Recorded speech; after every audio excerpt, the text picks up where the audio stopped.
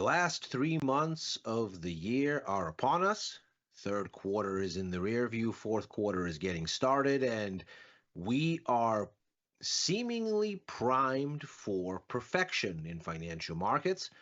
This is Ilya Spivak, head of global macro here at tastylive, and this is Macro Money. We're going to take a look at what we might expect in this first week of the fourth quarter and whether the markets have seen all of the good news that there was to see and price into the markets, what that might mean going forward. Unpacking the key event risk here for the week from the macro side of things and what it might do. But first, looking at how we performed last week and what kind of context that gives us going forward. So let's begin here first with just a sense of the backdrop here. And to do that, we'll jump off from last week's performance. Stocks again inch out some gains, 0.5% on the S&P 500, 1% on the NASDAQ. We get an interesting response here from yields. They continue to give us a little bit more strength at the long end and a little bit softer performance at the front. So the curve steepens again, anticipating essentially a bigger spread between rates in the future where they're higher and rates now where they're lower. Crude oil has a massive week down, but it continues to march to the beat of its own drummer here, not really following the macro narrative, down 4%.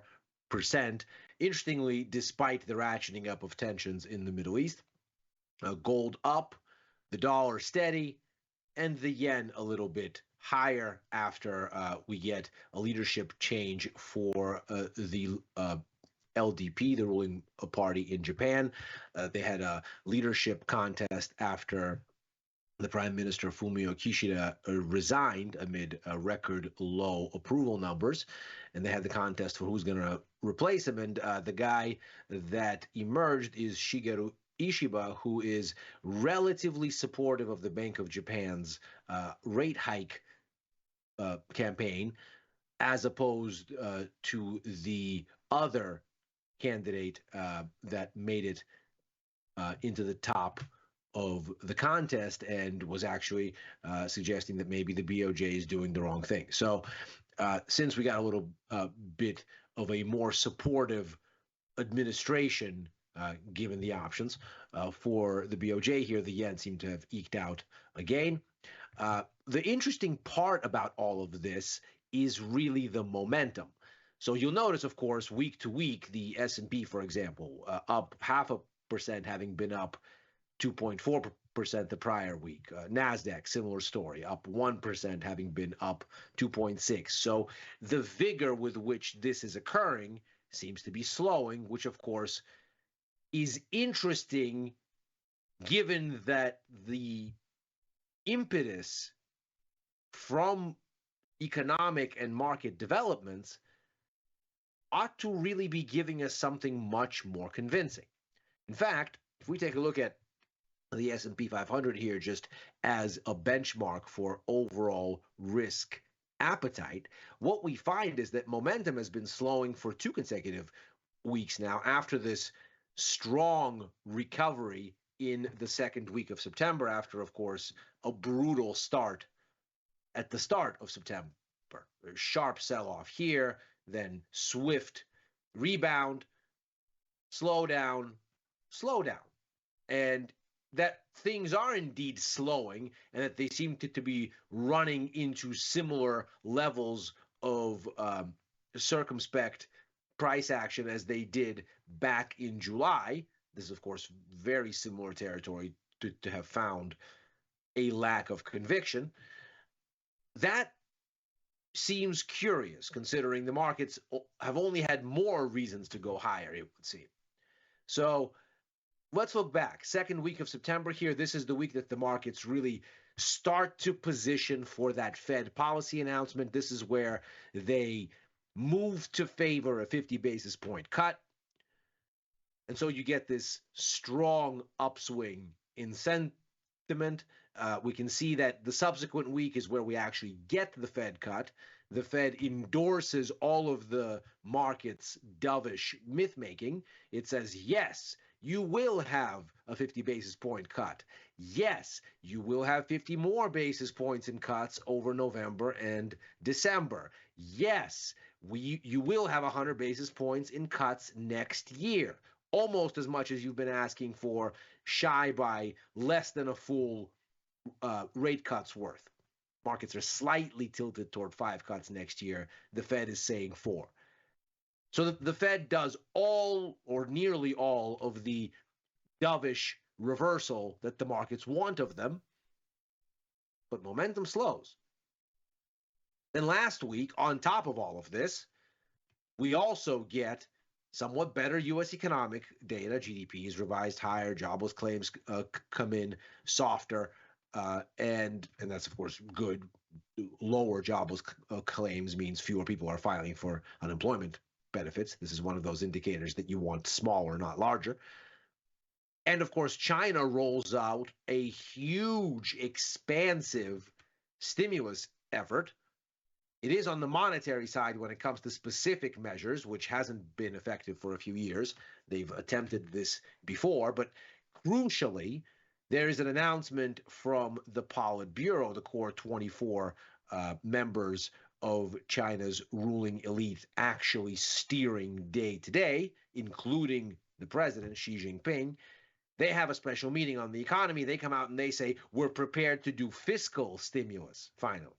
So not just lower rates, we're prepared to push demand through the economy, which, of course, has been the main issue and the reason why monetary measures haven't worked before.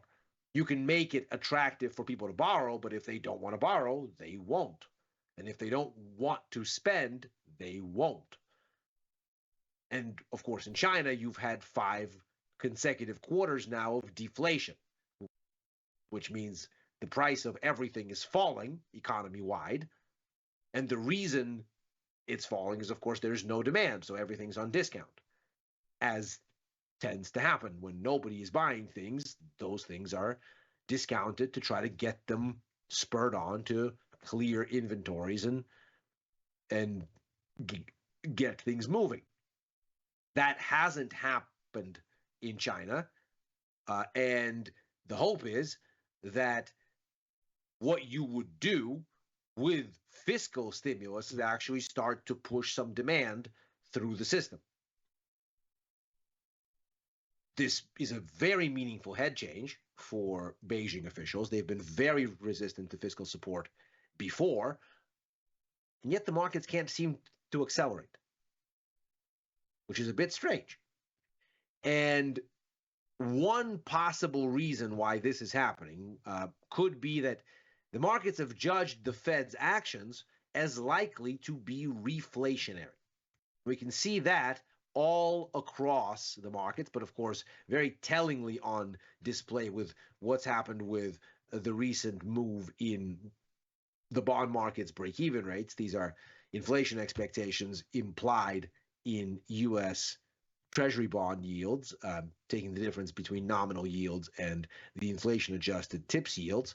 So we can see here from the beginning of September, inflation expectations have been on the rise because the markets are seemingly saying you are doing these rate cuts and you are providing stimulus to an economy that isn't in dire straits, to an economy that's growing at a reasonable clip. And what all of this will do is it will reignite inflationary dynamics.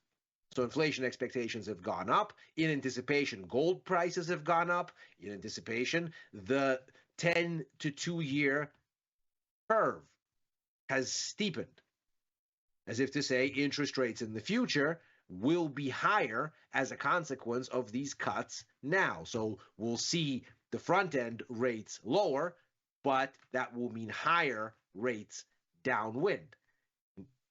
This, of course, is exactly what we saw again in the yield structure. Notice last week, the long end is higher by 2 percentage points more than the front end.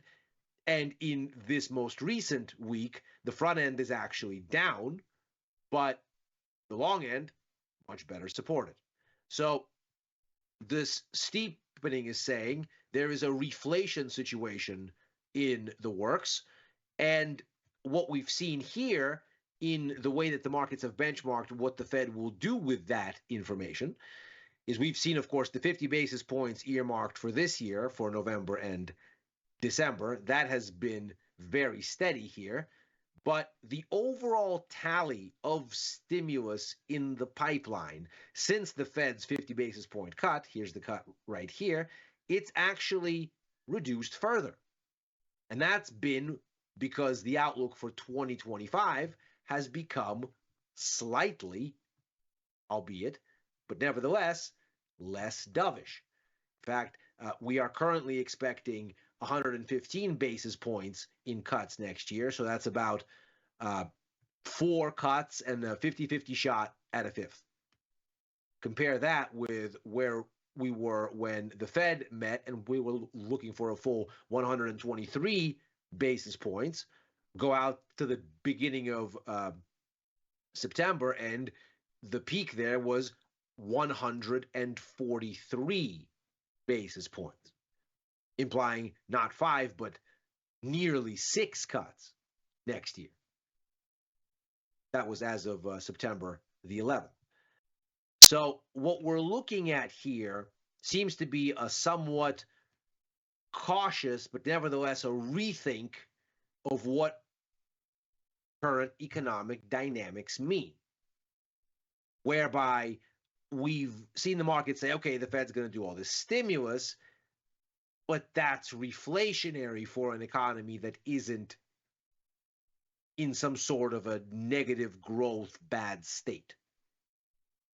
And what this will mean then is the stimulus will get inflation higher and will mean higher rates, or at least a higher floor on rates.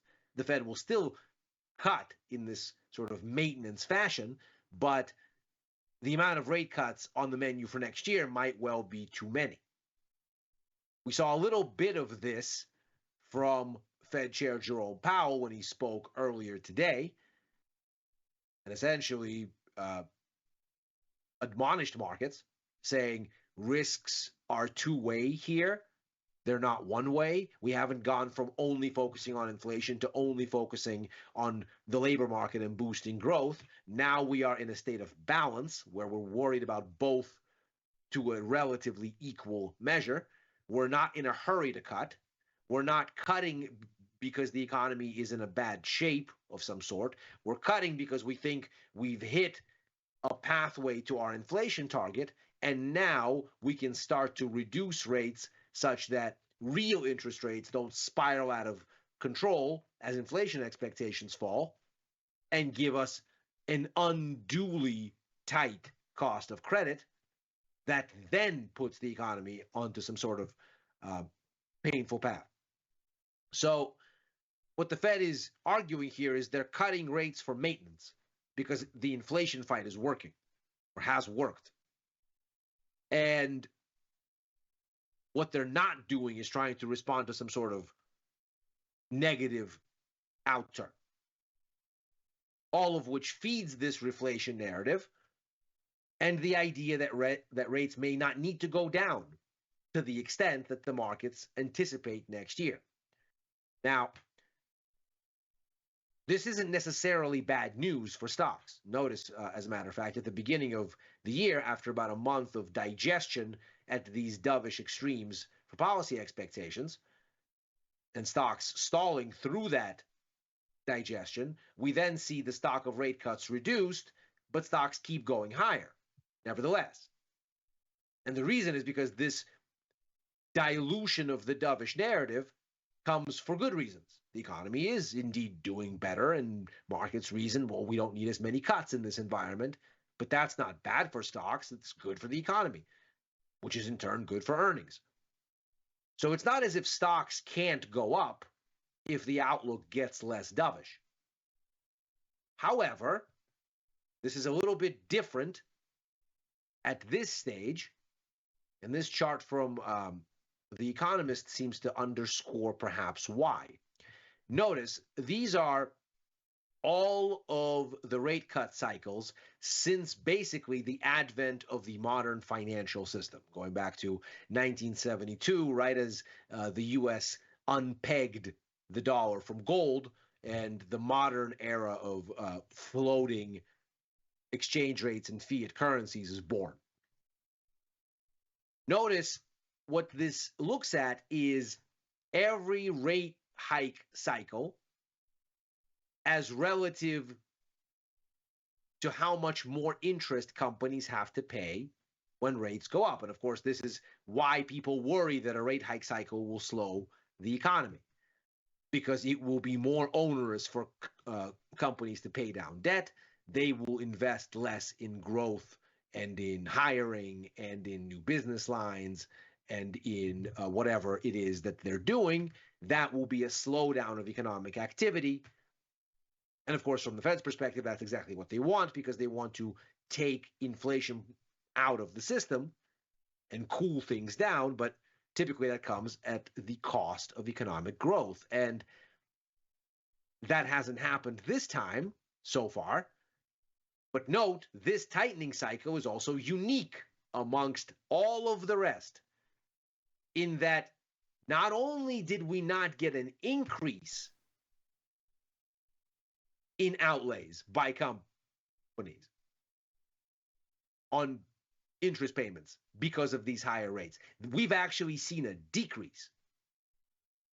Now, how might that work? Well, we've, of course, just come off the COVID-19 pandemic, and through that pandemic, interest rates went to rock bottom levels and companies hoarded cash. They, of course, also had much less to do with extended economic lockdowns across much of the world. And so they also saved a ton of money. But those loans tend to be on something of a 3 to 5 year refinancing cycle. So we've not yet seen the Fed's rate hike impact on companies' credit cost outlays. It is happening with a delay this time, uniquely amongst the other hiking cycles. And that may very well mean that we are now lining up for a situation where, just as we might be seeing some reduction in expected rate cuts from the Fed for next year, we also have a refinancing cliff coming up, which represents something of a delayed risk to economic growth if it were to materialize. And so, not surprisingly, when Powell issued his pushback in his speech today, stocks got a little bit soggier, the US dollar came up, and the markets clearly responded in a risk-off fashion, which sets off an interesting backdrop for the economic data due this week. First, we're going to have the ISM economic activity surveys. Note, they're looking to give us fairly steady sailing here. The services index seen growing at a clip equal to that of August in September. The manufacturing sector seen contracting again. As ever, this is in the logic of PMIs as it would usually exist. And so above 50 is growth, below 50 is contraction. The further you go above 50, the faster the growth. The further you go below 50, the faster the contraction. Both look like they will maintain pace in September, the contraction in manufacturing and the growth in services, giving us basically a steady economic picture. It's similar when we look at the all-important employment report due on Friday. 145,000 jobs expected to be added to non-farm payrolls, which is a barely noticeable acceleration from the 142,000 added in August. Jobless rate seen holding steady at 4.2% for the third consecutive month. Again, steady. This, of course, echoes the PMI numbers that we got out of the US last week, which suggested much the same thing, where we had the third consecutive month of growth, give or take, where it jumped to sitting at in May. And when it did, that was a 12-month high. So May, there was a leveling up. And then June, July, August into September, where things have been basically steady at those levels. And so we're getting a story of an economy just kind of marking time at its current setting. That seemingly has given an opportunity for expectations amongst economists to adjust, such that whereas we were, as recently as late August, significantly undershooting or tending to undershoot on U.S. economic data outcomes relative to forecasts, looking at this data from Citigroup, now we're almost back to zero on this index, which is to say we've basically seen reality and expectations lining up, suggesting that, again, we have something of a steady story here and an economy that's seen data improving relative to forecasts, if only in relative terms. Nevertheless, it is a positive sort of development, all of which suggests that maybe we get somewhat warmer outcomes on this jobs report and the ISM numbers, and maintain, well, maybe we don't need aggressive rate cuts next year. Maybe 100 basis points is too far.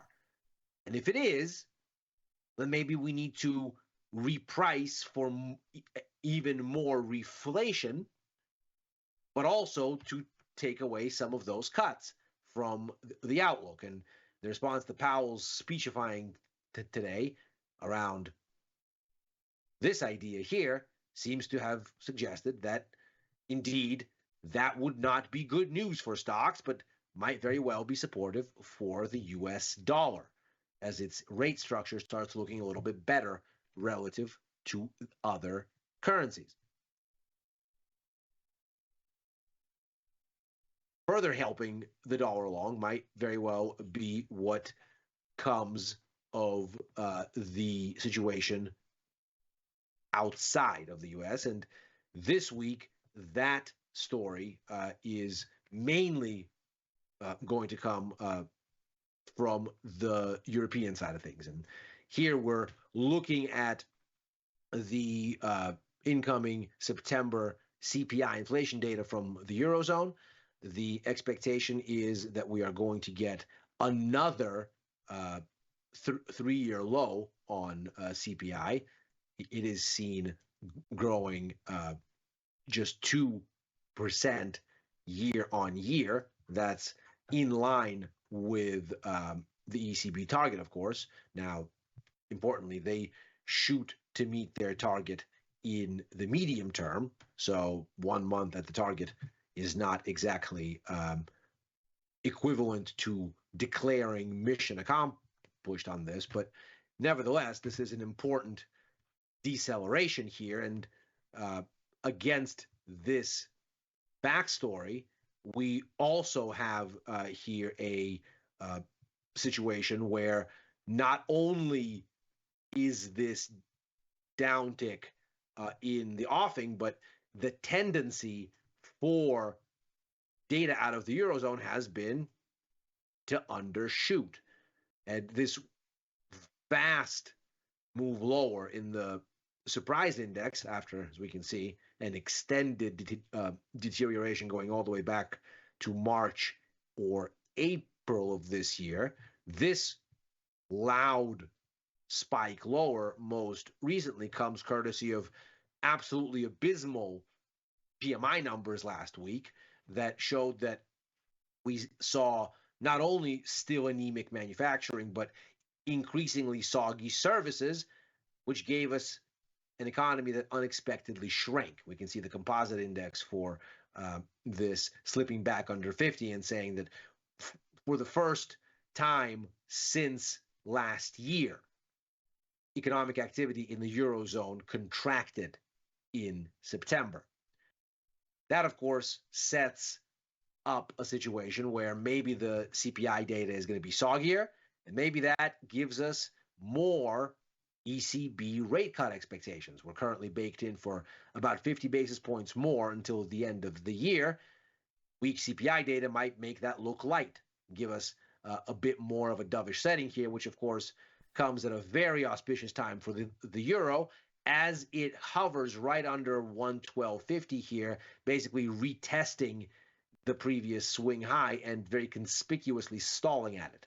So if we can get that dovish readjustment, then we likely see the euro push down, maybe take out 111 and start approaching the bottoms of this range here around 110.50. And that is macro money for today. As ever, we are here Monday through Thursday, right after overtime, a show that I co-host with Chris Vecchio and Dylan Radigan, looking at the Wall Street close and where things may go thereafter. I'm back on with Chris on Fridays for Futures Power Hour, on with Victor Jones for the Price of Truth on Wednesdays, back with Victor and Tom for First Call on Sundays, writing for the News and Insights portion of tastylive.com, and opining sporadically on the platform formerly known as Twitter at Ilya Spivak. Thanks very much for joining. Macro Money is back tomorrow.